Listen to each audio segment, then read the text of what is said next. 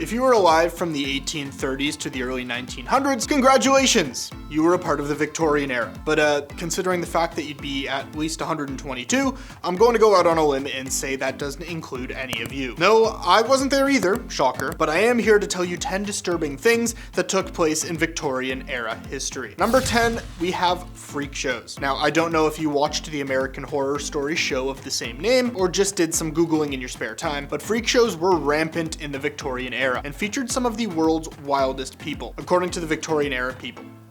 Not me. Now, everyone knows of the famous ones like the Bearded Lady, but other attractions such as the Dog-Faced Boy and the Living Skeleton were sights people were willing to throw tons of money at to see. But the harsh truth was that the majority of these so-called freaks were brought in before they could realize the decision they'd made, or in some cases, they just didn't have a choice. Some were sold into the circus from slavery, and others were bought from their family for just enough money to support them. So like, here's a crisp $20 bill, enjoy the rest of your life, and now you're a freak. At number 9, we have the 1862 Garroting Panic. The July 1862 mugging of Parliament member Hugh Pilkington was enough to jumpstart Victorian London into a craze, and not like a good, fun kind of craze. Pilkington was strangled by his alleged attacker, so now all of London was under the assumption that they too were going to get strangled, and thus began the anti-garroting bonanza. Londoners compared this to the number of criminals being granted parole and not shipped off down under to Australia, and so people campaigned to the government asking for harsher penalties for robberies, which the government saw and was like, oh, yeah, sick.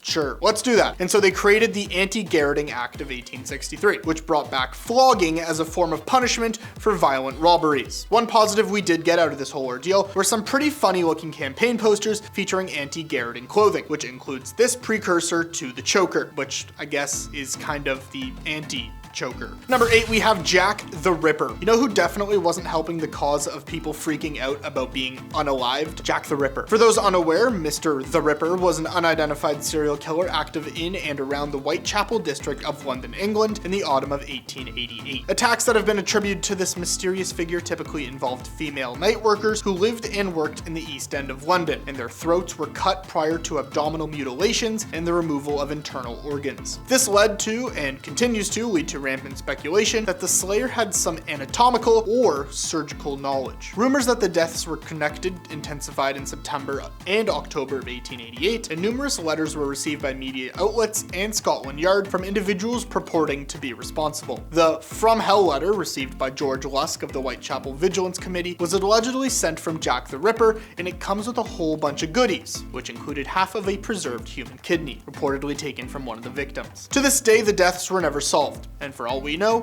Jack the Ripper could still be among us today. They'd be in their 170s more than likely, but hey, I've seen weirder things. I'm on to you, Jack. Number 7, we have post-mortem photographs. Okay, I understand not wanting to let go of your relative who's passed, but here's some seemingly obvious advice. Don't go and take a picture with them. From 1860 to 1910, post-mortem photography was rampant, and what better way to show Grandpa one more time than by snapping a group pic with him front and center. People of all ages were sadly a part of this tradition, and with the rampant spread of disease, these photographs became more and more common as family numbers continued to dwindle. So instead of doing the reasonable thing and lying the person to rest, now you gotta take a photograph with them and show the world just how sad you really are. Fortunately for my eyes and the eyes of everyone worldwide, a good majority of the post-mortem photos you see online are actually featuring alive people, as back then, photos could take up to an hour and a half to take, so it's understandable that people's expressions would be annoyed and blank, and yeah, you think school photos were bad? Picture this. But yeah, the ones of people in a casket, yeah, I don't think they're living. At number 6, we have the Great London Beer Flood. Well, if they weren't dealing with garroters and snapping pics of less than living family members, they were probably avoiding taking a dip in the Great London Beer Flood. Picture this, you're just hanging out in the St. Giles district of London, all of a sudden at the Moe and Company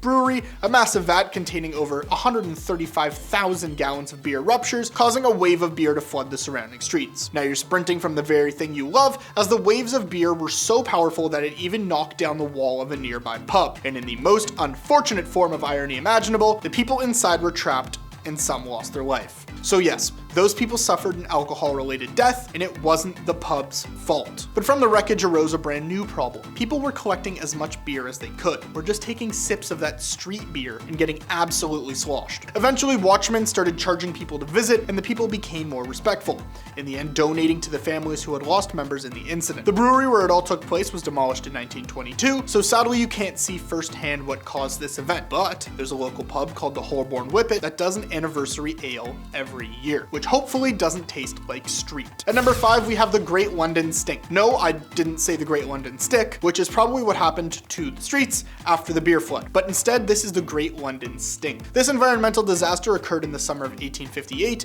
and was caused by the city's inadequate sewage system, which allowed raw sewage and waste to be dumped directly into the River Thames. Gag warning, because the hot weather added on to the problem, causing the sewage to ferment and emit a foul odor that could be smelt throughout the city. In fact, the smell was so overwhelming that it caused widespread illness and forced many people to flee the city. Parliament was forced to act. I mean, thousands of people smelt it and no one dealt it. So a major engineering project was launched to build a modern sewage system for London. This project was led by an engineer by the name of Joseph Bazalgette, who designed a system of sewers and pumping stations that would carry sewage out of the city and into the Thames estuary. The construction of the new sewage system was a massive undertaking involving the excavation of miles of tunnels and the construction of huge pumping stations. It took several years to complete, but once it was finished, it greatly improved the health and hygiene of the city. So no, you can't use the sewage as an excuse when you're in London. Sorry, just admit it was you. At number 4, we have Typhoid Mary. Now you know that Patrick meme where it's like, why don't we take this and put it over here? Well, that's kind of what they did with Typhoid Mary. See, Mary Mallon had the unfortunate distinction of being the person to reportedly affect over 100 people with typhoid fever, and also became the first person found to be an asymptomatic carrier, meaning she had no clue she was causing all of this to happen. After working as a cook for 8 families, in which 7 of them contracted typhoid, the US government found out she was causing all of these illnesses, and so they forcibly sent her to quarantine on North Brother Island. If you're wondering where that is, it's a smallish island not that far away from Rikers, located in New York's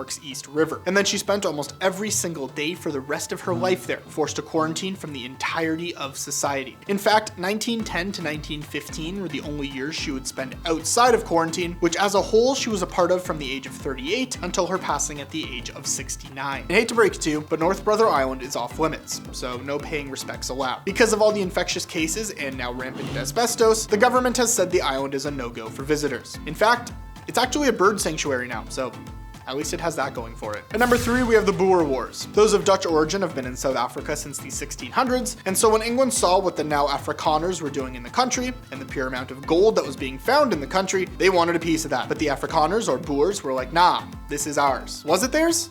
I mean, not really. Different areas of now modern-day South Africa, Lesotho, and Eswatini were all colonized by different countries, but the British wanted more, and so conflict started between the Boers, who were the farmers, and the Outlanders. The British Army eventually got backup, including troops from throughout Africa, Canada, and Australia, and they ended up winning the war, effectively proclaiming their right as British South Africans. Years later, this term became White South Africans, and we all know what happened next. But Britain would look at some of the tactics the Boers used on them and would use them going forward in their future conflicts. But that's not to say that Britain's scorched earth tactics weren't also met with criticism, which they rightfully have, but in the end, the fact that the Brits and the Boers had to bring the native people into their conflict is kind of ridiculous. And after all that, they teamed up against the natives. So as someone with South African roots, yeah, it's tough to look back on. At number 2, we have the brown dog affair. If you're a puppy lover, be prepared. This is your heads up. So just to bring you into the loop, the brown dog affair was a controversy that arose in the early 20th century in London over the use of animals in medical research. In 1903, a statue of a brown dog was erected in Battersea, which had been used in vivisection experiments by a scientist named William Bayliss. If you're unfamiliar with that gruesome term, vivisection is defined as the practice of performing operations on live animals for the purpose of experimentation or scientific research. And while I personally am all for the advancement of science, I don't think the ethical studies of this was clearly okay. The statue was intended as a memorial to the countless animals that have been used in medical research, but it was met with outrage from some quarters. Anti-vivisection groups saw it as a symbol of animal cruelty, while some medical researchers saw it as an attack on their work. In 1907, a group of medical students attacked the statue during a protest, sparking a violent confrontation with anti-vivisection activists. The statue was eventually removed by the authorities, but the controversy continued to rage for many years. To that I say, just leave the animals out of this, please, and thank you. Finally, we have the Irish potato famine. There's almost no event more commonly known from the Victorian era than the Irish potato famine. Potatoes are in almost everything, and for the Irish in the 1800s, it was one of their main sources of food. So when a disease starts wiping out all the taters, you can understand the panic that unfolded. To combat this, the Irish government purchased a whole bunch of sweet corn from the United States and initially sold it at a low price, hoping they could at least make a little bit of money off of their hundreds of thousands of starving citizens. New government was brought in, and yet all methods methods were deemed ineffective, causing the loss of life of somewhere around 1 million people. If people weren't losing their lives in Ireland, they were going to whatever lengths were necessary to leave the country, with a mass influx of immigrants into the United States, Canada, Great Britain, and British North America. In fact, if you add up those who lost their life and those who left the country, around 2.5 million Irish people were no longer in Ireland because of the famine. It took years for the country to recover, and fortunately it did, but the policy failure, along with the mass removal of farmers, made things incredibly difficult for the country. Those are 10 disturbing things from Victorian era history. Take a second and be thankful you're not dealing with beer floods or citywide smells. And if you are, I am so sorry. But for Bumblebee, I'm Ethan. Make sure to like this vid, and I'll see you in the next one.